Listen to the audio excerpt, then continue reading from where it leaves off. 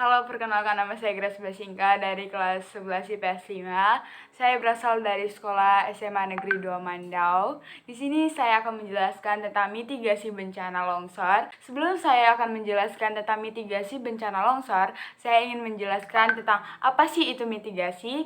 Nah, mitigasi bencana adalah segala upaya untuk mengurangi resiko bencana. Program mitigasi bencana dapat dilakukan melalui pembangunan secara fisik maupun peningkatan kemampuan menghadapi bencana. Apa sih itu longsor? Longsor atau sering disebut dengan gerakan tanah adalah suatu peristiwa geologi yang terjadi karena pergerakan massa batuan atau tanah yang berbagai tipe dan jenis seperti jatuhnya bebatuan atau gumpalan besar tanah.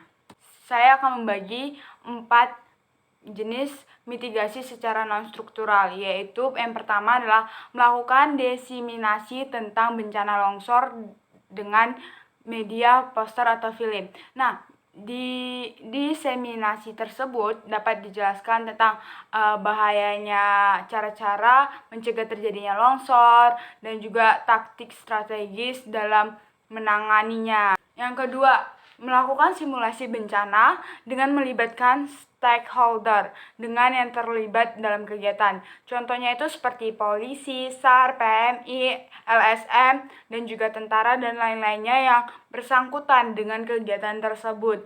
Kegiatan simulasi bencana yang biasanya dilakukan mendekati musim hujan.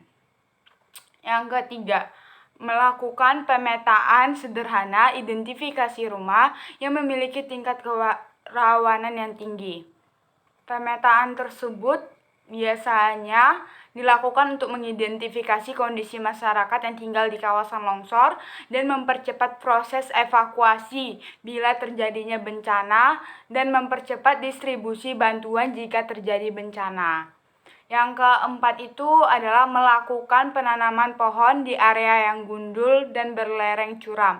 Penanaman pohon dilakukan secara bersama-sama gotong royong oleh masyarakat setempat dengan bantuan bibit dari pemerintah.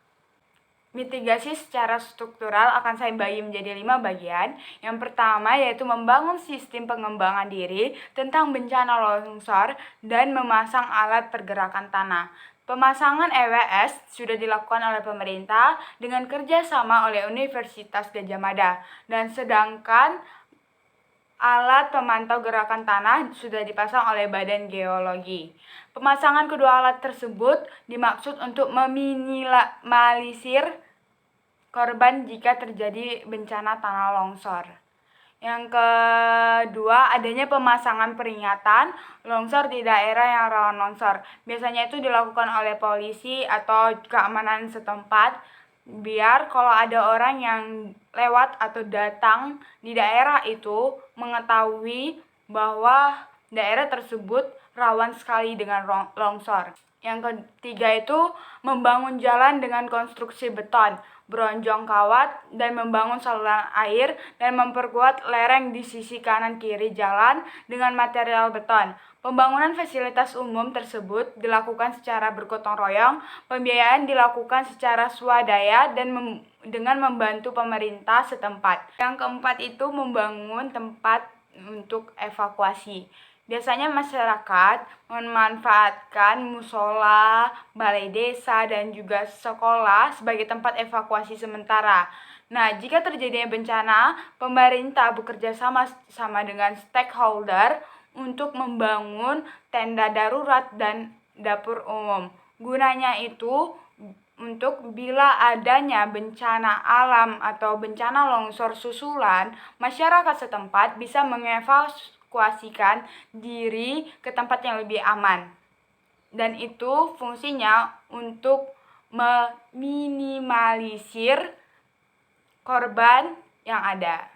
Nomor 5 adalah pembangunan pos kesehatan di daerah yang rawan longsor. Pembangunan ini sangat penting karena dapat menolong segera korban yang terkena longsor. Dampak negatif dari tanah longsor, yang pertama terdapat korban jiwa, yang kedua adalah kehilangan tempat tinggalnya karena mungkin rumahnya telah roboh, yang ketiga adalah mengalami trauma psikis tidak dikit orang yang mengalami trauma psikis akibat bencana alam yang ada, karena mungkin mereka kehilangan harta mereka, bahkan juga kehilangan anggota keluarga mereka. Yang keempat, putusnya jalur transportasi.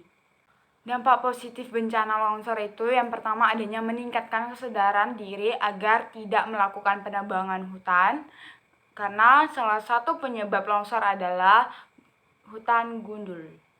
Kedua, motivasi untuk melakukan tentang penelitian bencana longsor oleh ahli geologi. Yang ketiga, meningkatkan kepedulian terhadap sesama manusia, seperti juga sumbangan atau donasi dengan bantuan baik tenaga medis dan juga bantuan keuangan dan lain-lainnya. Sekian penjelasan dari saya ucapkan terima kasih. Baiklah, saya akan menjelaskan tentang kebudayaan sebagai pengembangan perekonomian. Yang pertama, carilah kebudayaan tradisional Indonesia. Di sini saya akan membahas tentang boneka si gale-gale. Boneka si gale-gale memiliki tinggi 1,5 meter, lengkap dengan pakaian adat Batak. Ini dapat menari tortor bersama wisatawan. Pertunjukan tari si gale-gale dapat Anda saksikan di berbagai tempat. Nah, si gale-gale harus disimpan di dalam peti mati. Boneka ini sangat keramat karena sejarahnya yang panjang. Berawal dari anak kesayangan seorang raja pada zaman dahulu yang gugur saat berperang, raja menjadi sedih dan sakit-sakitan, sampai kemudian tabib dan orang pintar memutuskan untuk membuat sebuah boneka kayu seukuran manusia dan wajahnya dibuat mirip dengan anak raja. Menurut warga, arwah anak raja masuk ke boneka sehingga si gale-gale bisa bergerak dan menari tanpa bantuan dalang. Sebutkan potensi budaya sebagai pengembangan ekonomi kreatif. Pada masa sekarang, biasanya patung si gale-gale kerap kali dimainkan oleh dalang yang diiringi oleh musik tradisional dari Sumatera Utara. Para turis atau para pendatang biasanya ikut menari tarian dari Sumatera Utara, yaitu tortor. Banyak masyarakat di sekitar daerah memanfaatkan kedatangan turis dengan berjualan yang meningkatkan perekonomian masyarakat sekitar. Apa saja sih dampak negatif dan positif COVID-19 terhadap potensi budaya tersebut? Yang pertama, dampak negatifnya adalah rendahnya tingkat perekonomian yang diakibatkan tidak adanya turis yang datang ke Sumatera Utara. Dengan adanya PSBB yang diberlakukan di Indonesia, dengan tidak diperbolehkannya turis atau warga asing masuk ke Indonesia, mengakibatkan perekonomian di Sumatera Utara, khususnya untuk pariwisata, itu menurun, dikarenakan tidak adanya pemasukan dari warga negara asing tersebut. Yang kedua, perubahan mata pencarian. Dampak positifnya itu yang pertama adanya peningkatan kesadaran masyarakat terhadap kebersihan lingkungan. Nah, adanya PSBB seharusnya masyarakat setempat bisa melakukan pembersihan lingkungan, mulai dari pengutipan sampah, juga pembersihan sekitaran Danau Toba. Yang kedua, perubahan gaya hidup. Menurut saya itu ada perubahan gaya hidup yang membuat masyarakat lebih baik lagi. Sekian dari saya, terima kasih.